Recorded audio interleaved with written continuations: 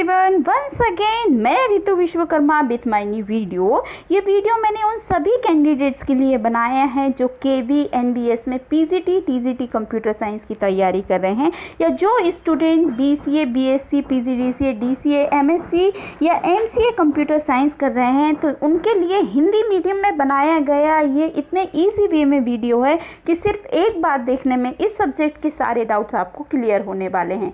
तो ये please don't forget to like share and subscribe to my channel. जैसा आप सभी को पता है कि ये मेरा ऑपरेटिंग सिस्टम सब्जेक्ट चल रहा है, तो आज हम पढ़ने वाले हैं difference between process and thread. क्या होता है कि बहुत सारे स्टूडेंट्स इनके बीच में प्रोसेस और थ्रेड के बीच में बहुत कन्फ्यूज़न हो जाता है। उनको student always feel confusion in this topic, but after watching this video you will be able to solve the question easily related to fork system call. Okay, तो इस वीडियो में हमने इतनी ईजी वे में डिफरेंस क्लियर किया है कि आपको सिर्फ एक बार देखने में ही सारे डाउट्स क्लियर हो जाएंगे। ठीक है, तो क्या होता है हम प्रोसेस और थ्रेड में, प्रोसेस को कहते हैं कि ये हाई वेट टास्क है और इसे थ्रेड को कहते हैं कि ये लाइट वेट टास्क है। तो हम इसमें किस चीज़ के बारे में बात कर रहे हैं, हम किस इन्वायरमेंट के बारे में बात कर रहे हैं, तो हम यहाँ पे मल्टी प्रोसेस या मल्टीटास्किंग की बात कर रहे हैं। मल्टीटास्किंग मतलब बहुत सारे काम पैरेलली एक साथ एग्जीक्यूट होने वाले हैं। मल्टीपल टास्क जब हमको करना है, जब हम मल्टीपल वर्क हम एक साथ कर रहे हैं, तो हमको मल्टीपल सीपीयू चाहिए, पर हमारे पास तो सिर्फ एक ही सीपीयू होता है। तो फिर हम क्या करें, तो हम क्या करते हैं कि एक ही सीपीयू होने की वजह से हम मल्टीटास्किंग इन्वायरमेंट को परफॉर्म कराते हैं। तो हम क्या करते हैं कि एक प्रोसेस का चाइल्ड प्रोसेस क्रिएट कर लेते हैं। तो हमारे पास एक काम होता है कि हम एक प्रोसेस का चाइल्ड, जब हमें मल्टीपल प्रोसेसेस कराने हैं तो हर प्रोसेस का एक चाइल्ड प्रोसेस क्रिएट कर लें और उस चाइल्ड प्रोसेस से वो काम करा लें। या तो फिर हम क्या करें कि पूरे एक चाइल्ड प्रोसेस क्रिएट करने की जगह हम क्या करें कि हम अलग अलग थ्रेड्स बना लें और उनको एग्जीक्यूट कराएं। ठीक है, हम डीपली समझने की कोशिश करते हैं कि एक्चुअल में ये है क्या। ठीक है, जब हम एक प्रोसेस का चाइल्ड प्रोसेस क्रिएट करते हैं और मल्टीपल टास्क एग्जीक्यूट कराते हैं, तो हम क्या कर रहे हैं कि एक साथ हम बहुत सारे काम एक साथ कर रहे हैं एट द सेम टाइम। एक एग्जांपल लेते हैं, जैसे कि एक प्रिंट सर्वर है, और प्रिंट सर्वर का मतलब है कि multiple commands are coming from the different client to print some pages. बहुत सारे क्लाइंट से एक साथ रिक्वेस्ट आ रही है कि कुछ पेजों को प्रिंट करना है। ये प्रिंटर के लिए एक साथ आने वाली रिक्वेस्ट हैं। मतलब कि एक ही कोड, प्रिंटिंग का काम, एक ही कोड बार बार एग्जीक्यूट होने वाला है, एग्जीक्यूट होगा। ठीक है ना, समझ में आ रहा है। और तो इस प्रकार के टास्क को परफॉर्म करने के लिए प्रोसेस के अंदर एक चाइल्ड प्रोसेस को क्रिएट कर देते हैं।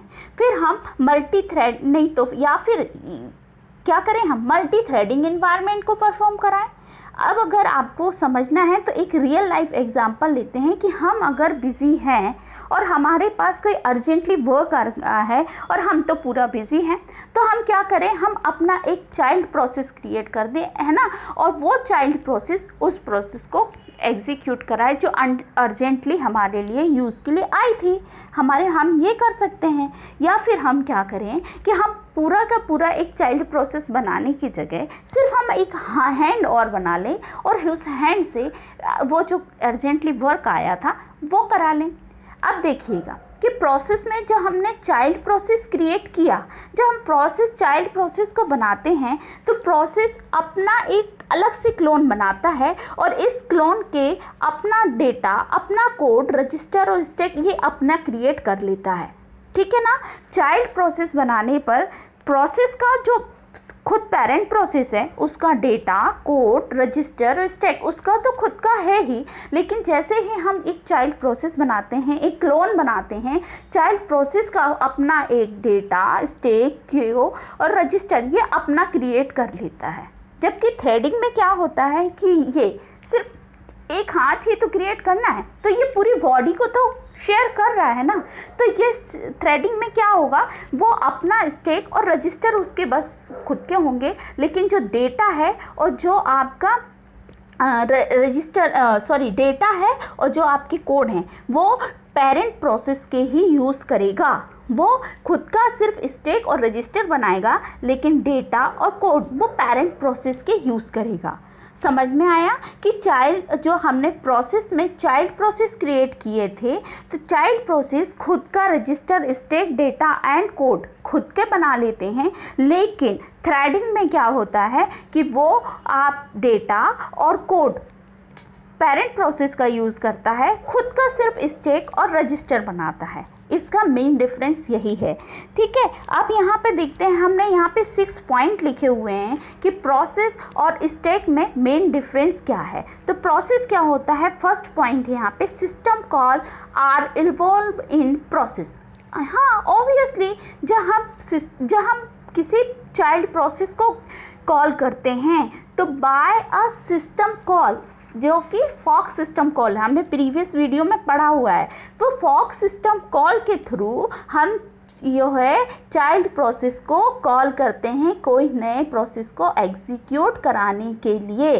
तो प्रोसेस में हमको सिस्टम कॉल को यूज़ करना पड़ता है, जबकि थ्रेड में ऐसा कुछ भी नहीं होता। There is no system call involve, यहाँ पर कोई भी सिस्टम कॉल इन्वॉल्व नहीं होता है। दूसरा पॉइंट होता है कि operating system treat different process differently. Obviously कि जब वो एक चाइल्ड प्रोसेस बना रहा है, P1 बनाई उसने, P2 बनाई, P3 बनाई, P4 बनाई, P5 बनाई, ऐसे उसने अलग अलग प्रोसेस, चाइल्ड प्रोसेस बनाई हैं। तो ऑपरेटिंग सिस्टम हर प्रोसेस को, चाइल्ड प्रोसेस हो या पेरेंट प्रोसेस को, उसको डिफरेंटली ट्रीट करेगा। ओके, लेकिन आपके थ्रेडिंग में all the process, all the user लेबल thread treats as a single task for operating system. तो कोई भी थ्रेडिंग होगी उसको ऑपरेटिंग सिस्टम सिर्फ एक टास्क मानकर एग्जीक्यूट करेगा, वो डिफरेंटली ट्रीट नहीं करेगा। थर्ड पॉइंट है कि different process have the different copies of data, files and code. जैसे हमने आपको पहले बताया था कि अगर वो चाइल्ड प्रोसेस क्रिएट करता है तो ये चाइल्ड प्रोसेस खुद का data, code, register and stack अपना खुद का क्रिएट कर लेता है। ठीक है, जबकि थ्रेड में ऐसा नहीं होता है, ये खुद की कॉपी और डेटा शेयर करते हैं, बस अपना स्टैक और रजिस्टर क्रिएट करेंगे। ओके, क्लियर है कि यहाँ पर डेटा, कोड, रजिस्टर और स्टैक पूरा का पूरा क्रिएट करता है, बट यहाँ पर ये सिर्फ डेटा और कोड शेयर करते हैं, पूरे डेटा और कोड शेयर करते हैं, सिर्फ स्टैक और रजिस्टर को अपने अपने क्रिएट करते हैं। अब context switching is slower. Okay, यहाँ पर जो प्रोसेस है, प्रोसेस में कॉन्टेक्स्ट स्विचिंग क्या होता है कि सीपीयू को कुछ टाइम हर प्रोसेस के लिए अलॉट कर दिया जाता है कि कुछ सेकंड आप इस प्रोसेस को एग्जीक्यूट करोगे, कुछ इस सेकंड P2 को एग्जीक्यूट करोगे, P3 को एग्जीक्यूट करोगे, तो टाइम अलॉट कर दिया जाता है सीपीयू शेड्यूलिंग के लिए। तो जब ये एक प्रोसेस से दूसरे प्रोसेस, तीसरे प्रोसेस में जाता है तो ये स्लोवर हो जाता है, जबकि एज कंपेयर टू थ्रेड में ये प्रोसेसिंग, कॉन्टेक्स्ट स्विचिंग फास्ट होती है। ठीक है, एक ही थ्रेड में एक से प्रोसेस एग्जीक्यूट होते हैं तो ये जल्दी चेंज करते जाता है सीपीयू अपने प्रोसेस को। ओके, अब देखिए यहाँ पे blocking, a process will not block each other. एक प्रोसेस यहाँ पर अगर जब हम लोग प्रोसेसिंग की बात कर रहे हैं, इसने चाइल्ड प्रोसेस क्रिएट कर रखे हैं, P1, P2, P3, P5, P6, ठीक है, चाइल्ड प्रोसेस क्रिएट कर रखे हैं, तो होगा क्या, जब चाइल्ड प्रोसेस में एक प्रोसेस में अगर प्रॉब्लम आ गई तो P2 में प्रॉब्लम आ गई तो P3, P4, P5 सारे ब्लॉक हो जाएंगे, कोई भी एग्जीक्यूट नहीं होने वाला। जबकि थ्रेडिंग में क्या होगा कि अगर कोई एक ब्लॉक हो भी जाती है पर पूरे बाकी थ्रेड एग्जीक्यूट होगा और प्रोसेस होगी। तो यहाँ पर ब्लॉकिंग के समय पर आ जाने पर हमारा पूरा का पूरा सिस्टम ब्लॉक हो जाता है, प्रोसेस ब्लॉक हो जाती हैं, एग्जीक्यूशन नहीं होता और यहाँ पर ये एग्जीक्यूट हो जाता है। अब यहाँ पे देखिए कि ये इंडिपेंडेंट होते हैं, ठीक है ना। अब हर प्रोसेस का अपना, चाइल्ड प्रोसेस अपना ब्लॉक है, पेरेंट प्रोसेस का अपना ब्लॉक है, चाइल्ड प्रोसेस का अपना ब्लॉक, तो ये किसी पे भी डिपेंडेंट नहीं होते हैं, ये इंडिपेंडेंट होते हैं। बट थ्रेड में क्या होता है, ये इंटरडिपेंडेंट होते हैं, एक दूसरे पर डिपेंडेंट होते हैं। ठीक है। तो आई थिंक कि मुझे लगता है कि ये वीडियो देखने के बाद आपके प्रोसेस और थ्रेड के बीच में सारे डिफरेंस क्लियर हो गए होंगे। तो देखने के लिए थैंक यू, और इसी तरह देखते रहिए और लाइक और सब्सक्राइब कीजिए। इस सब्जेक्ट से रिलेटेड आपके सारे डाउट्स क्लियर हो जाएंगे। तो थैंक यू वेरी मच।